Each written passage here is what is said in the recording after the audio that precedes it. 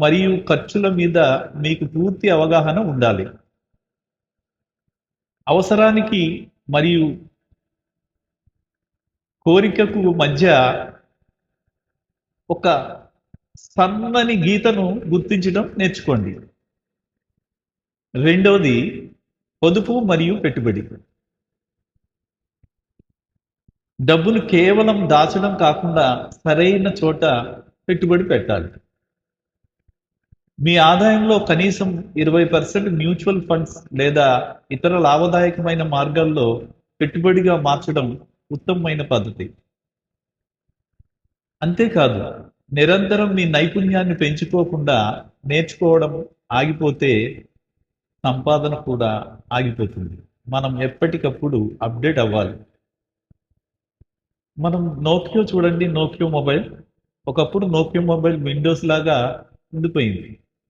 కానీ ఐఫోన్ లాగా అప్డేట్ అయ్యి ఉండుంటే అది కనుమరుగయ్యేది కాదు. కాబట్టి మార్కెట్కు తగ్గట్టుగా అప్డేట్ అవ్వండి. అలాగే అనవసరమైన అప్పులకు, ముఖ్యంగా అధిక వడ్డీ ఉండే క్రెడిట్ కార్డు ఖర్చులకు దూరంగా ఉండాలి.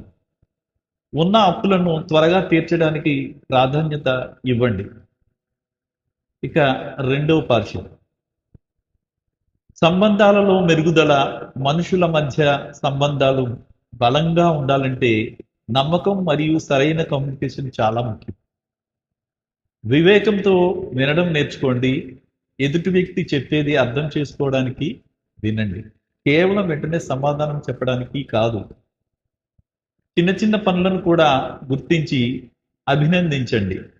థ్యాంక్ యూ అనే ఒక చిన్న మాట మీ బంధాన్ని ఎంతో బలపరుస్తుంది.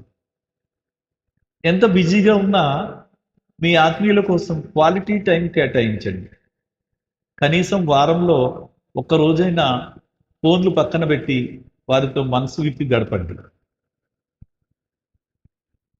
ఆర్థిక మరియు సంబంధాల మధ్య సమతుల్యం ఎలా సాధించాలి?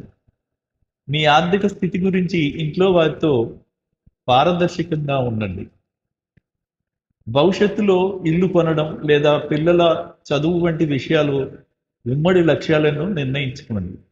ఇలా కలిసి ప్లాన్ చేయడం వల్ల కుటుంబంలో ఐక్యత పెరుగుతుంది.